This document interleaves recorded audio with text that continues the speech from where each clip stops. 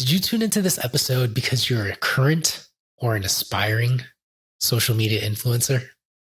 Maybe you tuned in because you're looking to open your own brick and mortar, or you just tuned in because you're looking to hear an amazing story from an amazing member of our pizza community.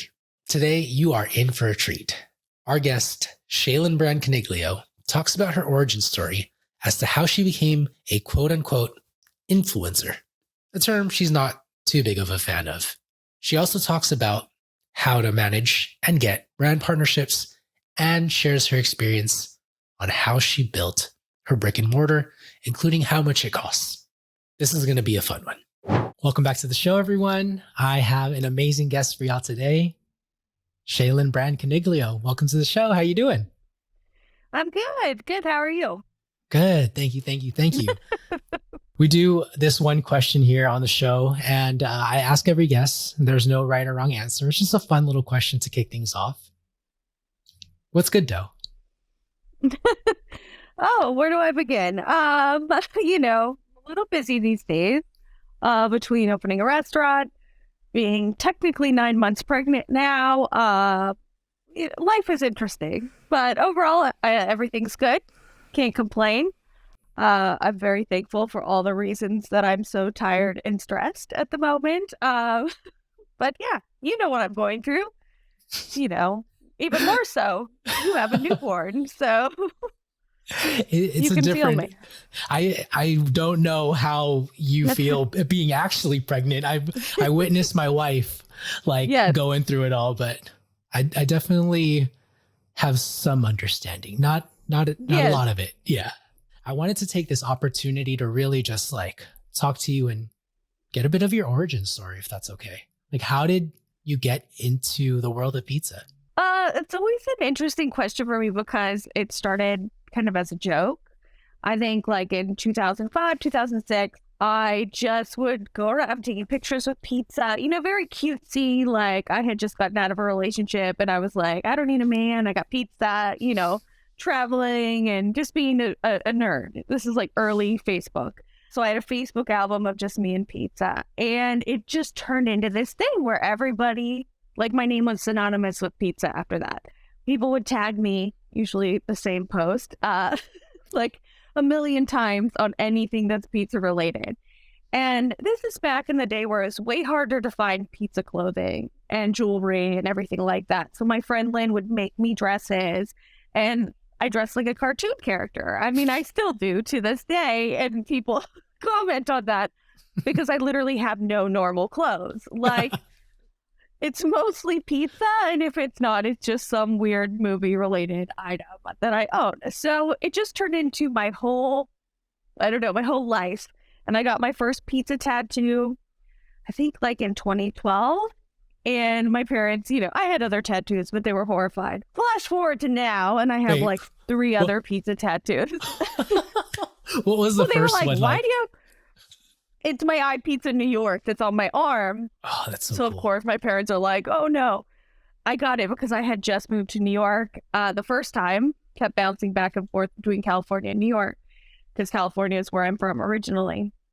And yeah, now I have, I think, 3 other pizza tattoos, but my life is pizza.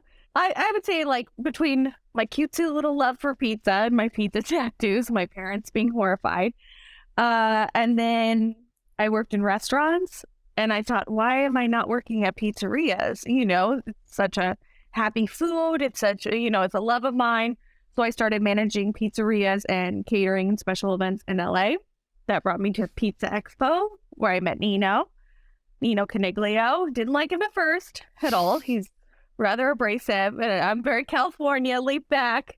Yeah. Very Brooklyn. And back in the day, he was way crazy. Now he's very tame. In my opinion, anyway. And I didn't like him until I saw him making pizza. He was in Best of the Best category at Pizza Expo. I finally saw him in a vulnerable, kind of atmosphere making pizza. And I just, clearly fell madly in love. And we moved in together, I think less than a month after that. And that was 5 years ago. So now we have our own pizzeria restaurant that we just opened. I honestly don't even know how it all came about. I didn't, not gonna say I didn't expect the pizzeria to open, but I thought it was like a drunken conversation between him and his cousin. He called me one night, we're gonna open a place called Coniglio's, and I was like, yeah, whatever. And now it's open. So here we are.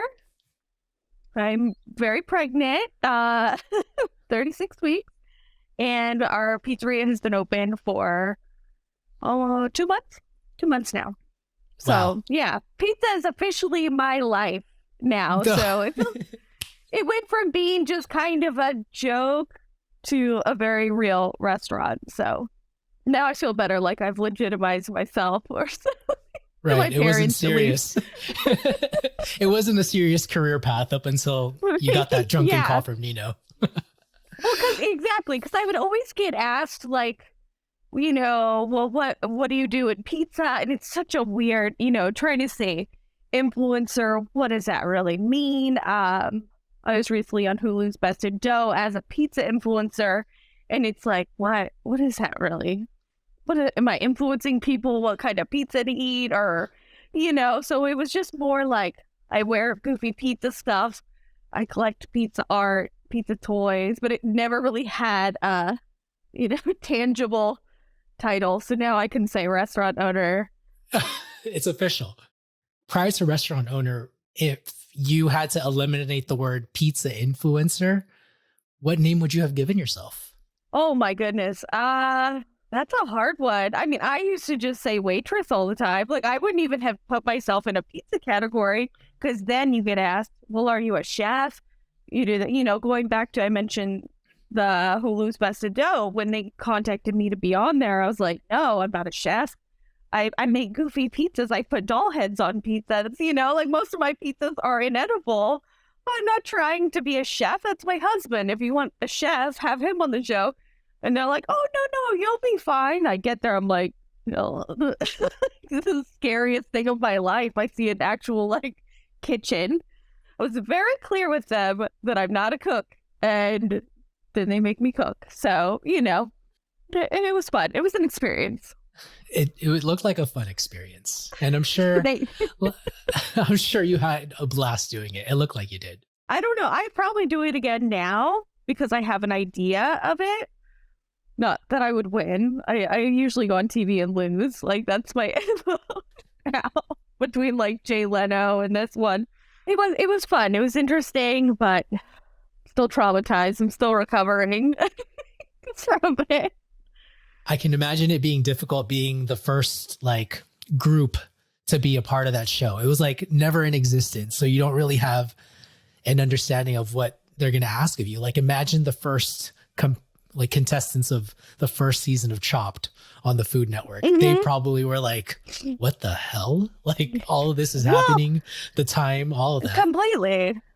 Yeah, they were having us do, because on camera, it plays a different way, right? It looks like maybe you're only making one or a couple. We're making 5. Did you freeze? Am I still there? I can hear you. Hold on. It was definitely entertaining to just watch all of our pizza friends on the show. Your episode was cool. The one with the pop-up episode, and then a different one with all the pros. It was good to see familiar faces. Yeah, definitely. And they were surprised, the producers, how many of us all knew each other. It was a learning experience. For sure.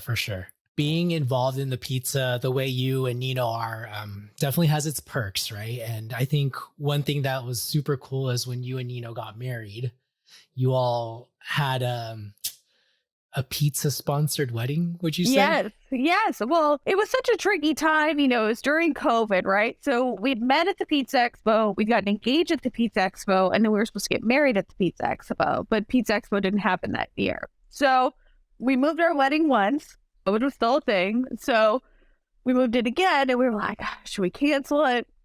It's kind of frowned upon to have a party right now, because this was in the fall of 2020, and we're like, let's just do it. And nothing happened, luckily, very thankful for that. Hormel had reached out to sponsor it, but they were, really nervous about being connected to a wedding during that time, bad press, all that.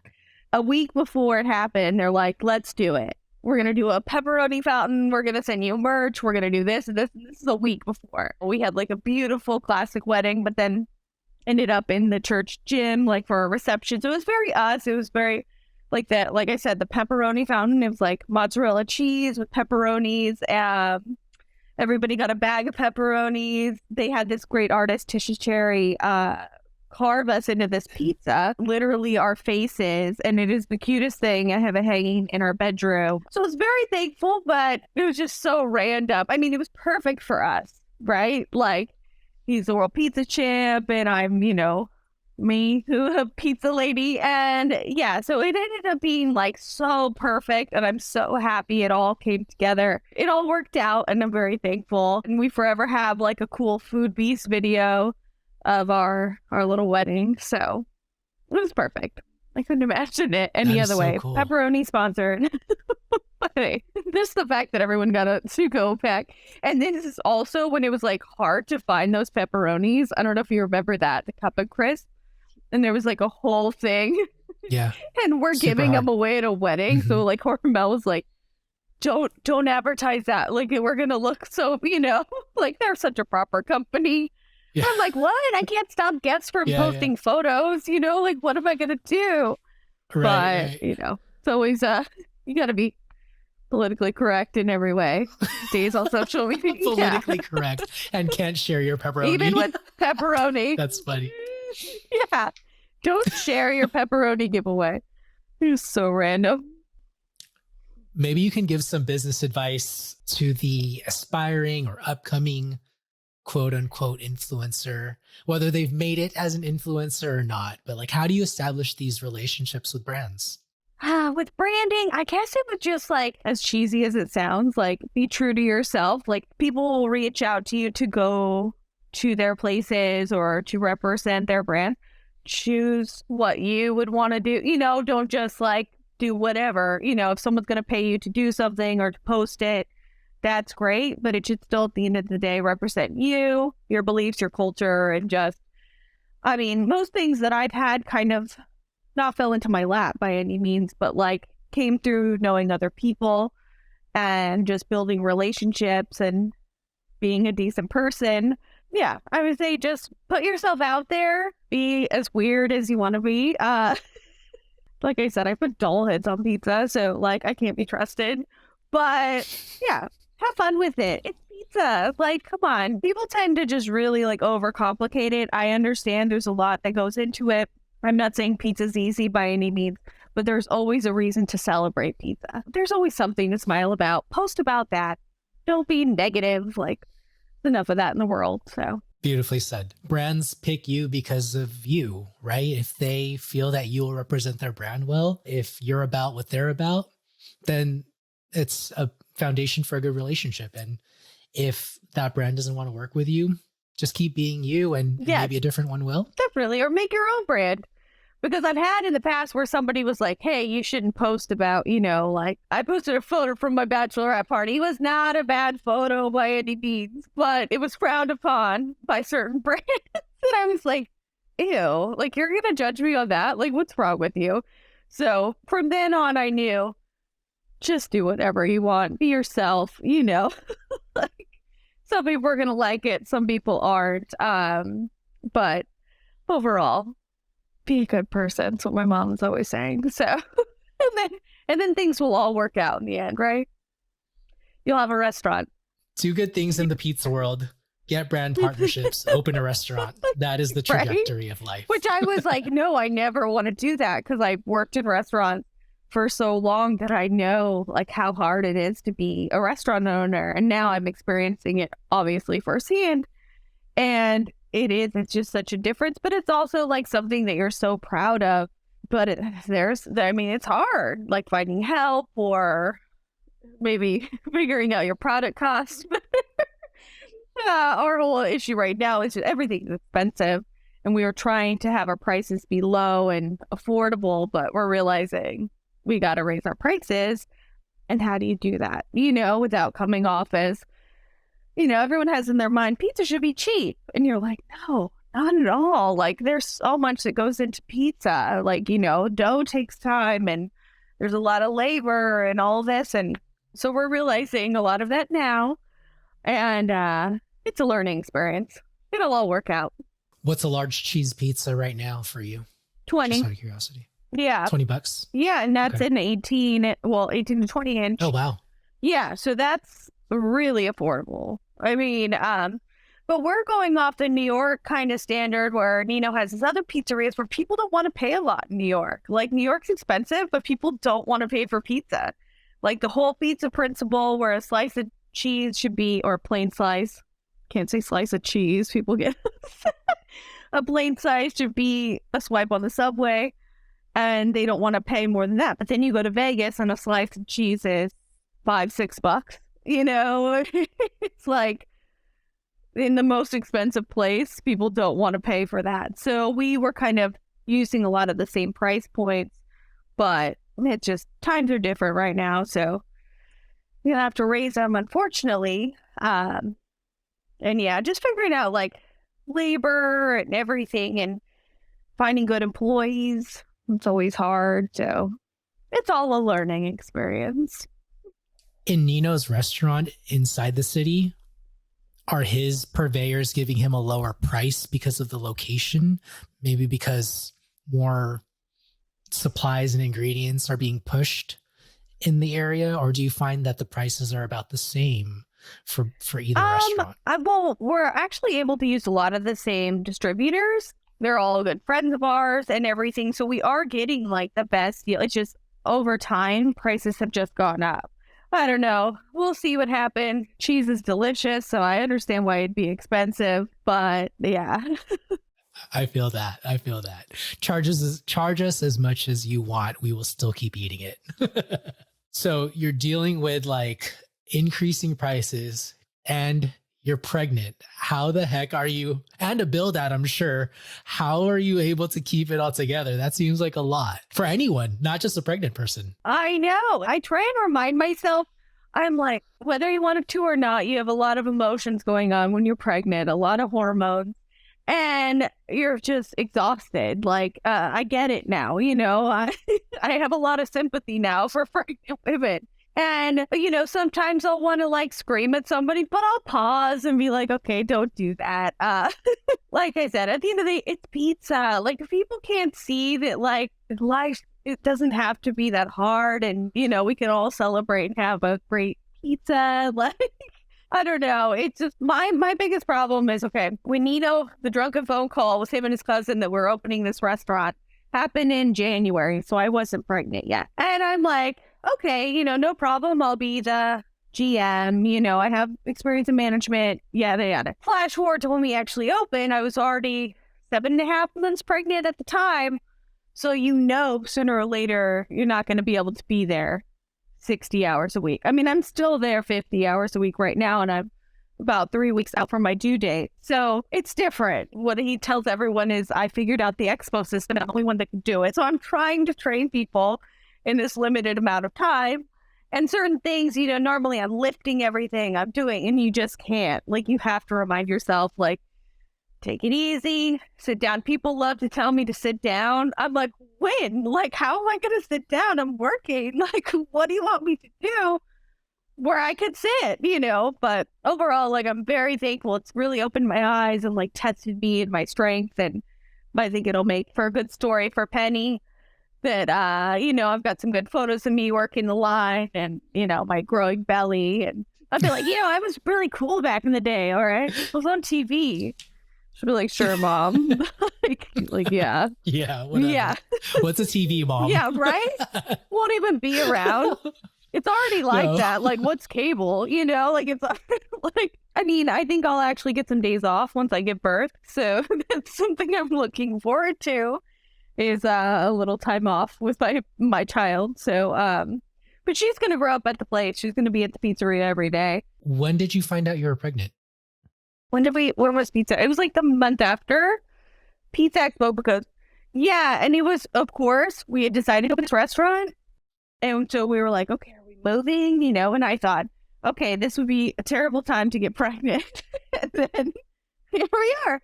And not saying we didn't want to be pregnant. Like I said, I'm 37, you know, like, we were like, let's do it now. And I'm really thankful we did, because honestly, with all of this stress and everything going on with the restaurant, it wouldn't have happened. So it happened in the absolute best time. I'm very thankful, but also like, oh my gosh, like adding another thing to it, you're like, it was an interesting time.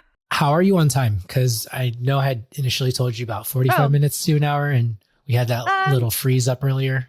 Just want to make sure I'm respectful of yours. Considering I have to go to the restaurant and close it up, but I'm pretty good for like another 10 minutes if you want to ask a question or something. Yeah, we'll wrap it up in 10. Yeah. Thank you. Thank you for that. I think my alarm will go off saying, get to the restaurant.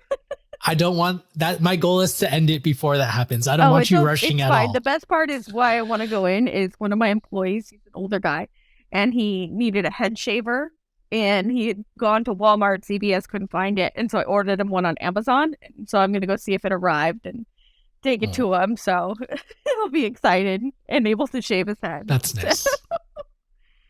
That's why I want to go in. Cool. Keeping people fresh. All right. Well, we'll get you out on time. One of my questions for you is, I'm wondering with the time that I have left, if I should just ask you, what is one mistake in pizza, business, or life that you've experienced that people should avoid? Really? That's tough. I don't know, because I've made a lot of mistakes in my life, but I never really focused or had like an idea of what I wanted to do with my life. And so I would say, like, if you already know, like, you want to open a restaurant, because it's a complete accident what I fell into doing now. And it makes sense, especially like, you know, me and Nino and having our own restaurant, and it's finally come to fruition. But I'm 37, you know, like, never think that it's, you know, you should be doing this when you're young, you know, in your early 20s or this or that. Like, it's never too late to do what you want. I know everybody says that, but it really isn't. You can change your career path a million times, and like, because why be miserable for like 20 years of your, you know, or I would just say, like, don't doubt yourself if you feel like I've been blessed to always have a great family that always believed in me and everything. And I know not everyone has that luxury, but just believe in yourself and you can do it. Like, and you're going to fail a whole bunch of times, but at the end of the day, like, the only thing you remember is when you succeeded. Opening a restaurant, incredibly hard, unless you have a lot of money. And even if you think you have enough money to open it, triple that, because that's what you'll actually need to get open. And we're learning all that now. But, you know, one day you'll look back and I'll be like, oh, I remember those tough times. Or you won't. You'll stay in the tough times. But whatever, that's life. And, you know, you make the best of it. You make good pizza, eat pizza, and, you know, life could always be worse, is what I try and tell people. If you're comfortable telling me, how much did your restaurant cost? And if you're not comfortable telling me, tell me what you thought it would cost. I mean, I don't even have like the for sure number, because whatever it was, we just kept adding things on. But that is because, you know, things looking back now, maybe we didn't need certain equipment, and we should have focused, you know, on other things. But I'm hoping it's not towards $1 million, but I want to say it's almost that much.